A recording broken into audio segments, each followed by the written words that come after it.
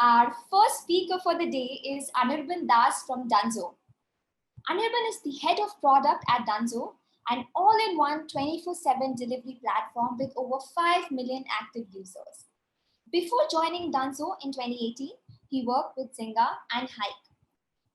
At Dunzo, Anirban plays a key part in driving 20 times growth of the product while also improving the unit economy by 80%. Today, he heads the growth and product, design, and category teams at Dunzo to drive the next phase of growth. Also, here's an interesting fact about him.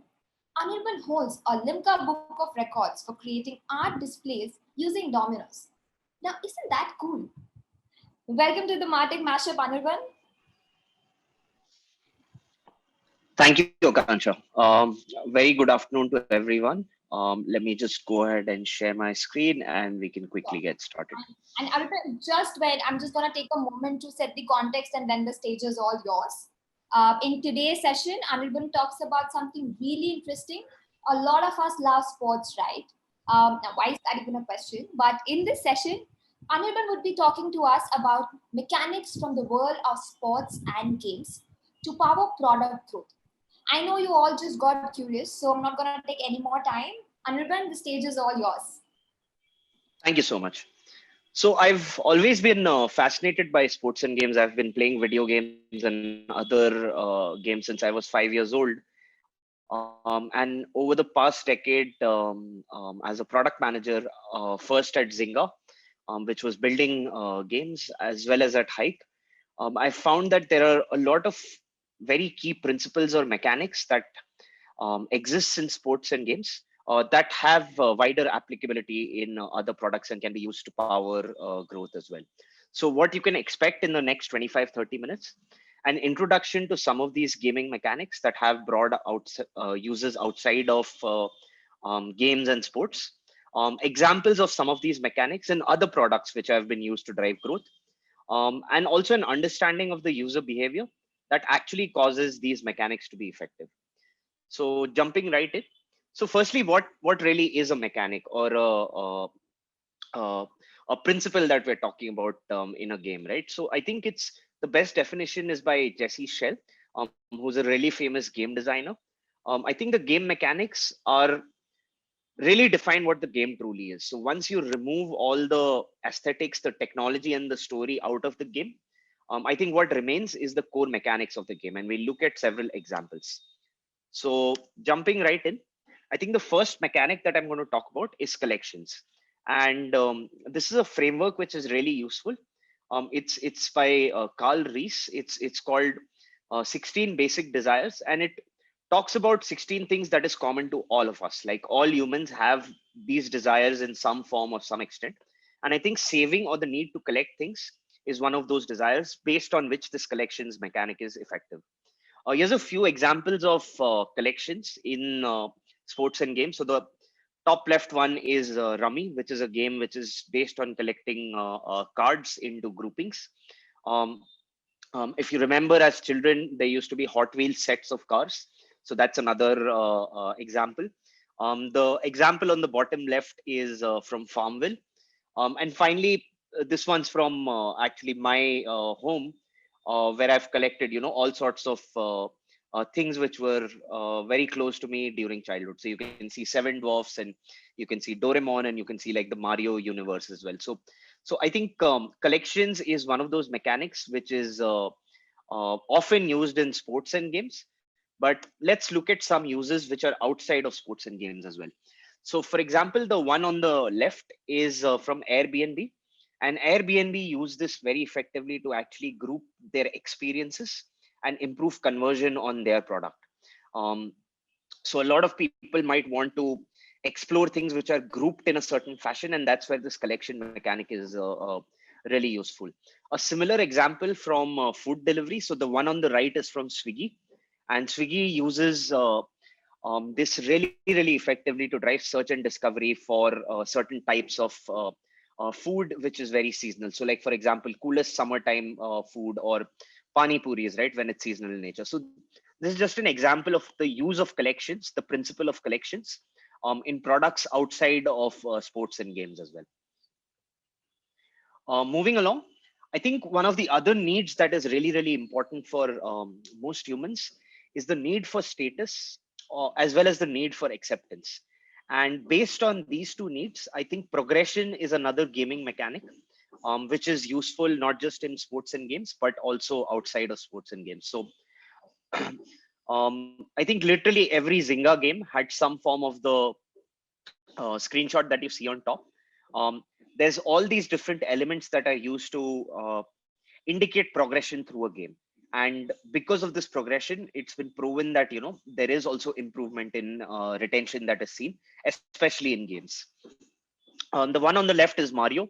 I think level progression in Mario was a very well designed and uh, uh, familiar concept that most of you might already be aware of. And the one on the right is from sports. So if you look at how the English football competition is structured, it's really got progression as well as relegation built throughout the entire structure of the competition. And it's probably in the world of sports, is probably the structure which is the deepest among all other sports. So these are just a few examples of progression as a mechanic in the world of sports and games.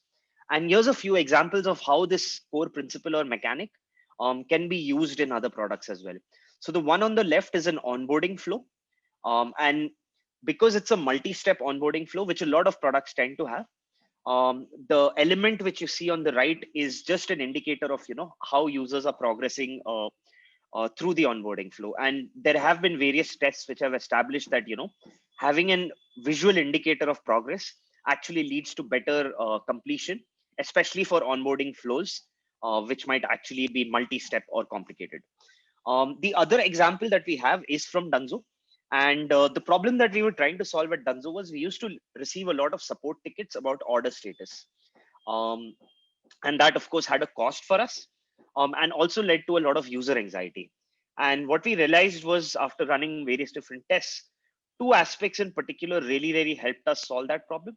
One was the use of um, very real-time imagery or realistic imagery. So for example, the images that you see of the delivery partner or the person at the store, that helped us in really building empathy for why a certain order is taking time. And the use of a progress bar for steps which actually took our system time. So for example, it takes us about 20 seconds to find the most efficient partner. And when we tested using a progress bar versus not using a progress bar, we really saw that users were a lot more accepting to not just wait and not cancel their orders, but they did not reach out to support as often as well. So just a couple of examples of the progression mechanic and how it can be used in products outside of sports and gaming to um, drive completion in the first instance, and in the second instance, lead to lower cancellations and lower support tickets. The next one is called crafting. And I think there's two basic behaviors that the mechanic of crafting tries to address. One is curiosity or the need to think, and the other one is the need for individuality. Now, what is crafting? I think crafting, this is an Aristotle misquote, but crafting is basically the principle that the whole can often be greater than the sum of parts. And in games, I think if you look at fantasy football, for example, that's an example of crafting. Or in a lot of games where you have to build things, you combine the ingredients that are required or the building blocks that are required to build things. So these are a few examples from games of crafting. But outside of games as well, and this is another food delivery example on how meals or certain food products like pizzas can really be customized to a very large extent. And this is really like the need for individuality or the need to customize, which is actually being solved through crafting. So depending on your product, I think you can certainly think about how to use this mechanic and drive more customer value using this mechanic of crafting. Moving on to the next one, this is the appointment mechanic. And I think the core need that this touches upon or addresses is order, or the need for organized, stable, and in this case, really predictable environments. I think the entire linear television industry was based on this mechanic, but like Farmville had a really interesting mechanic, right, where different crops would have different decay cycles. So so that users would come back every 24 hours or every 48 hours to actually harvest their crop. And if they did not come back, it would also lead to their crops decaying away. So there was also a penalty attached. And because of this appointment mechanic, I think Farmville, when it comes to Zynga games, had one of the highest retentions for their players. Now, the mechanic was also fit very naturally to Farmville because crops behave naturally in that way. But even in Candy Crush Saga, right, the usage of timing to the next life, or HQ Trivia, which had quizzes at a certain point in the day, are effective uses of the appointment mechanic to actually go ahead and drive retention. Outside of sports and games, I think e-commerce uses this very effectively, whether it's Black Friday sales or whether it's seasonal sales, or even when it's timing the notifications that you're sending to resemble when the user need arises. So at Dunzo, grocery is one of our key categories, and what we've realized is that um, larger purchases of items like provisions tend to happen at the beginning of the month for a large segment of our customers because it coincides with their salaries. So we run this construct called salary day sale. So that's also a use of the appointment mechanic. And I think Google Assistant uses this really well as well, where you can set up things like your news or weather based on your fixed time of getting up in the morning or your commute time. So I think that's another example of the use of the appointment mechanic to drive retention on these products. The next mechanic is called Gacha, and again, it's basically the need for uncertainty or having variable rewards, which drives the Gacha mechanic. The Gacha mechanic effectively is it's like go big or mostly go broke, right? It's what slot machines work on. So there is a very low probability of winning a really large prize, but 99% or more of the time you're actually going to win nothing. And this has applications in marketing campaigns that you see all around you. So the one on the left is an example of this, a literal example of this, where um, maybe one person wins a car, but thousands of people actually end up buying tickets. The next one is really interesting. Airbnb recently ran this campaign where they were offering 12 participants an opportunity to live anywhere in Airbnbs for a year and blog about their experiences and share feedback with the Airbnb product team to make product improvements. The interesting thing is, while 12 people won, there were about 314,000 applicants who actually went ahead and applied. So that gives Airbnb data about potentially very valuable target customers. They were also able to drive at least two visits because when you applied, you would also visit the Airbnb site and check out, what's new on their site. And once the results were posted, they also shared this with all the participants, which again drove a visit to their site. So the cost of this program would just be the cost that it takes these 12 participants to um, go ahead and live in these Airbnb spaces. But the impact of this is really not just the feedback that they will get from these 12 participants, but also the visitors that they got to their website because of running this program. So again, the mechanic is the same. Very few people actually win, but even the ones who participate, there is some value that the product derives from them. The next one is called the near miss, and there's been research which actually shows that um, the signals in the brain that are triggered when there is a near miss, when you almost win something, are very similar to when you actually win something. So slot machines use these concepts really well, where as soon as you get close to where the reel is going to stop, the animations and the reel actually slows down significantly to trigger the feeling of a near miss. Um, Poker websites or other card websites use this as well, where they turn the card in a very slow animation so that it's creating that sense of a near miss. So when you're eagerly looking, or some part of your product is eagerly looking to deliver something, um, adding that moment of suspense can actually lead to a much better experience. And the one in the center is like another example from Super Mario. And I remember like trying this level or this obstacle multiple times because it's just that you get this feeling that okay, next time I'll be able to do this because you had a near miss. Um, the next example or next mechanic is self-expression. The needs here are again acceptance and status. And games again use this a lot. So the one on top is a Zynga game called Yovil. The one on the bottom left, I think, is um, I I think it might be uh, PUBG or Fortnite. I'm not entirely sure. But even a shooting game actually has this uh, avatar system to actually customize the look, because it's an extension of the player's self into the virtual world. And Bitmoji was a product which was now integrated into multiple messaging apps, but it's the same thing, right? It's basically an extension of the self and a way to express yourself in the virtual world. Um, I think LinkedIn is the product which actually uses this mechanic really interestingly as well. So recently, post the lockdown, I think these badges became really, really popular. So there were open to work badges, and then there were open to hiring badges, which was again an extension of self-expression, but also relevant to the LinkedIn platform. And I think when LinkedIn launched cover images, I think that was another example of self-expression. Again, very relevant to the LinkedIn product, but a use of the self-expression mechanic to actually drive product growth and engagement for LinkedIn. The next mechanic is investment, and Farmville is again the best example. But the principle is really that the more a player or the more a user has invested their own time and effort into a product, the less likely it is that they will churn. And I think personalization is just an example. So a few more examples of investment. So I think several games also use stats very effectively to drive retention via this investment mechanic. So it's a lot more likely that a user who's played 100 games is to churn from a user who's played 10 games. There is self-selection involved, but manifesting this and communicating this to users also has an incremental impact on retention. Uh,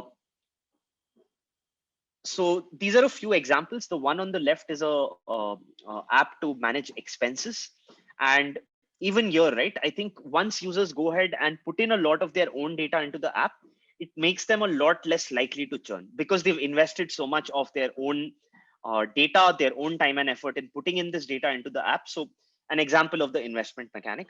And I guess personalization also in some sense is an example of investment. It's not very explicit, but the more data that a e-commerce platform like Amazon has about a user, thanks to the investment of the users into the product, the less likely it is that the user churn, because the experience actually becomes significantly better because of the investment that has been put in. So that's the investment mechanic. And the last mechanic that we'll talk about is the catch-up mechanic. Now, the catch-up mechanic is used in sports and games, uh, where in order to keep the game interesting, an element of chance is introduced so that there is a possibility that a player who's running behind actually has the element, has the probability of catching up. So Settlers of Catan uses this via a robber, where every time a seven is rolled, resources have to be eliminated. And the rule is set such that the player who has more resources is actually affected more badly than the player who has few resources. The one on the right is Snakes and Ladders, and it's quite possible to um, for a player who's at square 28 to reach 84, and the person on 94 rolls a 4 and then lands up at 79. So it's an example of the same mechanic that can be used. So I could not find a really good example of this in other products, but anytime you're setting up some sort of a loyalty program or a rewards program which only rewards a certain portion of your user base, you might want to think about introducing a catch up mechanic in the program, so that users who are behind the curve or not the top 100 at this point of time, right, they have the ability to catch up. Otherwise, what you might end up seeing is that the bottom 50% of your users might actually just give up on the mechanic and not take your core action, which is why I think incorporating this catch up mechanic might be an interesting idea to consider. Uh, oh, sorry. Yeah. So we do have a catch-up mechanic example. This is not from a offline product, but this is from the world of education. And I think education coaching classes in India at least have been using this for like more than 3 decades. And crash courses are an example of the same catch-up mechanic as well. So yeah, those are some of the mechanics, why they work, And just a recap of these mechanics: collections, progression, crafting, appointment, gacha, which is basically the probability of low probability of winning a high reward, near miss, self-expression, investment, and catch up. There are, of course, other mechanics and principles which may also be useful. So some of them are badges, leaderboards, having variable rewards, using sticks and carrots to drive certain behaviors. Um, yep, that's it from me. And if we have time, we can do a few Q&A questions as well.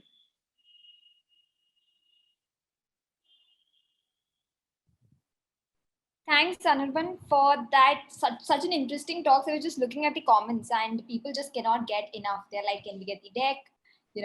But now with the knowledge of new concepts like crafting, self-expression, investment, I will be a pro in the way I will decode these gaming apps for now, and we will be on the lookout for some of these interesting principles in action.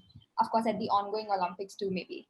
But thank you so much, Anirban, again. I think we're just running out of time, and then we'll move on to the next session. But thank you so much for joining us today. Thank you.